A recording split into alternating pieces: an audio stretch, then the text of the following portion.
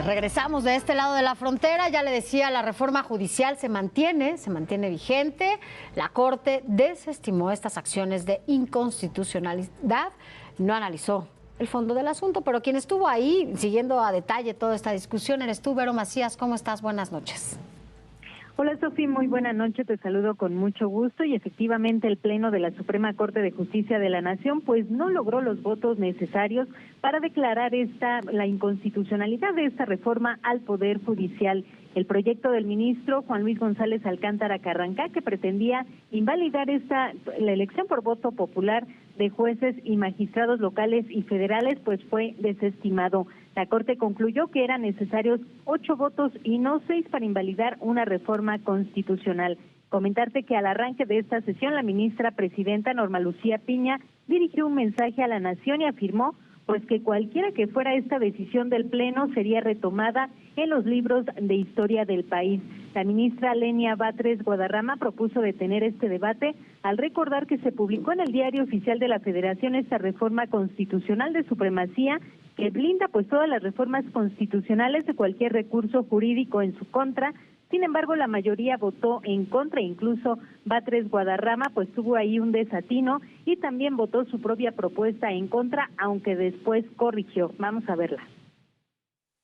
Hay una instrucción directa de este decreto publicado el 31 de octubre que señala que los asuntos que se encuentren en trámite, como corresponde a este proyecto, deberán resolverse conforme al contenido de este decreto, que justamente hace improcedente, es decir, no necesitamos estudiarlo, sino que por sí mismo, por ser ese su objeto, es improcedente el estudio de acciones de inconstitucionalidad que contraviertan reformas constitucionales, es decir, en contra.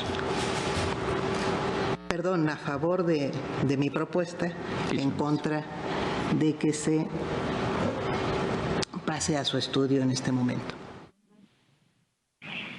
Sofi, es que el ministro Alberto Pérez Dayán sorprendió y él fue clave en esta discusión al asegurar que era una insensatez que la Corte revisara la constitucionalidad de esta reforma judicial y lamentó la postura de la autoridad electoral de evadir su responsabilidad. Así lo comentó. Yo no considero que esta Corte tenga facultades para revisar el contenido material de las reformas constitucionales, sean estas estructurales o no.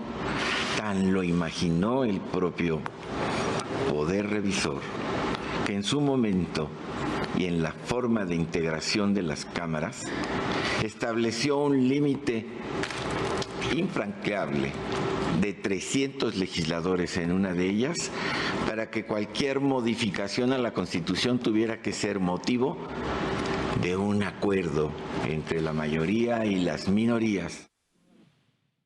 Las ministras Lenia Batres, Yasmín Esquivel y Loreta Ortiz coincidieron en que la Suprema Corte no tiene facultades ni atribuciones para revisar estas reformas constitucionales, mientras que el resto de los ministros pues mencionaron que el poder reformador no puede actuar sin límites.